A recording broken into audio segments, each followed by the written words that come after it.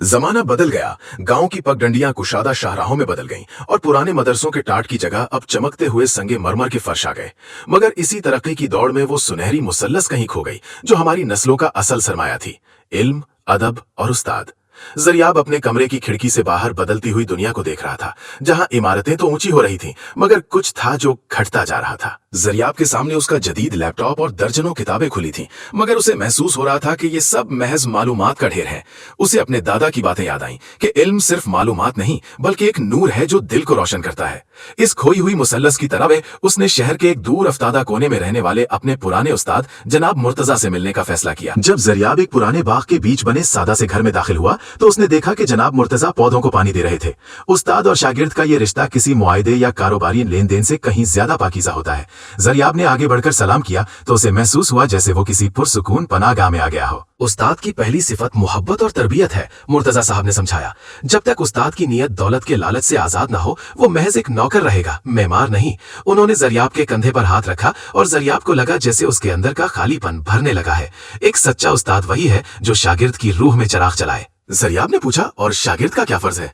जनाब मुर्तजा मुस्कुराए और बोले, अदब, एहतराम और गैर मशरूत ताबेदारी, क्योंकि इल्म की रूह अदब है। अगर अदब ना हो तो इल्म रोशनी की बजाय महज शोर बनकर रह जाता है।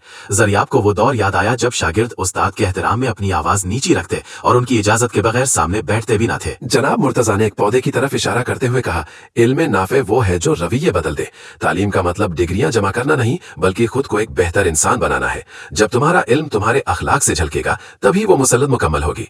जरियाब ने गौर किया कि क्या उसका इल्म उसे दूसरों के लिए फायदेमंद बना रहा है। फिर गुफ्तगू का रुख बदल गया और फिजा में उदासी छा गई।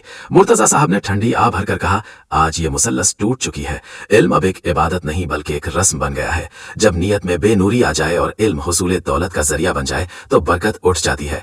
तालिब इल्म अब सिर्फ पास होने का फॉर्मूला ढूंढता है। दूसरा बड़ा अलमिया उस्ताद की नीयत में मफाद का आ जाना है, मुर्तजा साहब ने जारी रखा। जब उस्ताद ट्यूशन को पेशा बना ले और इल्म की कीमत लगाने लगे तो वो रोशनी बांटने वाला चिराग नहीं रहता। जहां इल्म की कीमत दौलत से तय हो, वहां एहतराम का मेयार भी खत्म हो जाता है।